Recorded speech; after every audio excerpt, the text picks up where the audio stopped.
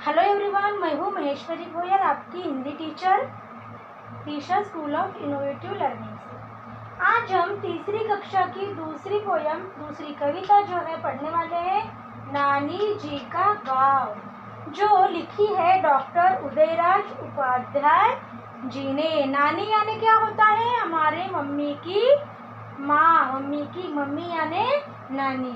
देखो, हमें जब छुट्टियाँ रहती है, स्कूल के बाद समर की छुट्टियाँ होती है ना, तो हम कहाँ जाते हैं? अपने नानी के गांव जाते हैं, हमारे मामा के गांव जाते हैं। तो हम क्या करते हैं वहाँ पे? नानी हमें कहानियाँ सुनाती है, नए नए मीठे मीठे पकवान बनाकर खिलाती है ना, और बहुत सारे मज़े करते हैं हम राह देखते हैं कि कब हमें छुट्टियाँ लगेगी और कब हम अपने नानी के गांव जाएंगे। तो ऐसे ही एक पोयम जो है आज हम पढ़ने वाले हैं, जो उदयराज जी ने लिखी है। तो हम स्टार्ट करते हैं। जो ये पोयम में कठिन शब्द आए हैं, मैंने यहाँ पर लिख लिए हैं। तो चलो स्टार्ट करते हैं। हमने खूब बिताई छुट्टी नानी जी के गांव में। हमने अच्छे से नानी जी के गांव में बहुत मज़े से छुट्टियां बिताई है। देखो, अमराई की सघन छाँव में बैठ मज़े से खेले हम। अमराई की सघन छाँव में, अमराई यानी क्या होता है? आम का बाग, आम का बगीचा, जहाँ पर बहुत सारे आम के पेड़ लगे हुए होते हैं, वो छाँव। यहाँ पे मैंने लिखा भी है, छाँव यानी क्या होता है? छाया, है ना? छाया होता है छाँव यानी। अमराई की सघन छाँव में बैठ मज़े से खेले हम। आम के बगीचे में, आम के बहुत बड़े छाँव में, है ना, जहाँ पे बहुत ठंडा ठंडा भी महसूस होता है, आम के बगीचे में, आम की छाँव के नीचे हम बैठकर मज़े से खेले हैं। नानी जी के गांव में, आम के बगीचे में, छाँव में हम बैठकर बड़े मज़े से छुट्टियों में खेले हैं। क्या क्या किया है नानी जी के गांव में, ये डॉक्टर उदयराज उपाध्याय जी हमें बता रहे हैं। पहला काम क्या किया उन्होंने? आम के बगीचे में छाँव के नीचे बैठकर खेलना। अभी नेक्स्ट देखो, पके आम खाए जी भरकर, हिला टहनियाँ पेड़ों की हम। अभी आम का पेड़ ये जो है वो बहुत बड़ा होता है, तो हमारा हाथ जाता है क्या ऊपर? हम तोड़ सकते हैं क्या? नहीं तोड़ सकते हैं। तो लेखक ने क्या किया, मतलब ये जो कवि है, कवि ने क्या किया? जो पेड़ों की टहनियाँ है ऐसे खींची नीचे और आम तोड़कर जी भरकर उन्होंने खाए। आया खूब मज़ा है हमको नानी जी के गांव में।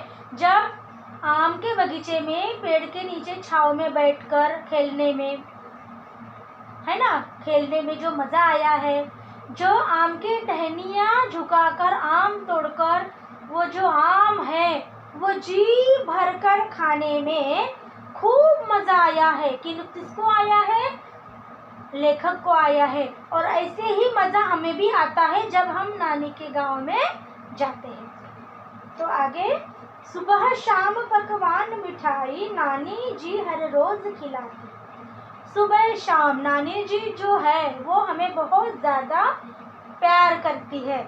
जब हम बहुत दिन के बाद जाते हैं, गर्मी की छुट्टियों में जब जाते हैं नानी के गांव में, तो नानी बड़े ही प्यार से मीठे मीठे पकवान बनाती है, मिठाई बनाती है हमारे लिए, और बड़े ही प्यार से बनाकर हमें रोज़ सुबह शाम खिलाती है। अद्भुत कथा कहानी मोहक खूब प्यार से हमें सुनाती है। अद्भुत कथा मतलब अनोखी जो कथा है वो बड़े ही प्यार से हमें रोज़ रात को जब हम सोते हैं तब हमें नई नई कहानियाँ सुनाकर ही वो सुलाती है। कौन सुलाती है? नानी जी हमें कहानियों के साथ सुलाती है बड़े ही प्यार से। मन हो जाता खुशबू जैसा नानी जी के गाँव में।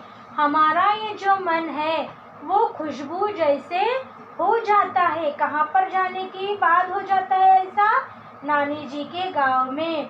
देखो क्या क्या किया है लेखक ने, सॉरी कवि ने नानी जी के गांव में। पहले तो वो आम के बगीचे में गए। आम के बगीचे में आम के पेड़ की छाया के नीचे बैठकर खूब मजे से वो खेले। टहनियाँ झुकाकर आम तोड़कर जी भरकर खाए, है ना। और क्या किया? जब नानी है वो सुबह शाम उनको मीठे मीठे पकवान बनाकर खिलाती गई, है ना। और जो नानी जी है, नानी जी रात को अच्छी अच्छी नई नई कहानियाँ, बहुत रोचक बहुत अद्भुत कहानियाँ उनको सुनाकर सुलाती थी। और ये सब देखकर लेखक का मन खुशबू से भर गया था। लेखक को ऐसे महसूस हो रहा था कि उनका जो मन है वो खुशबू की तरह हो गया हो।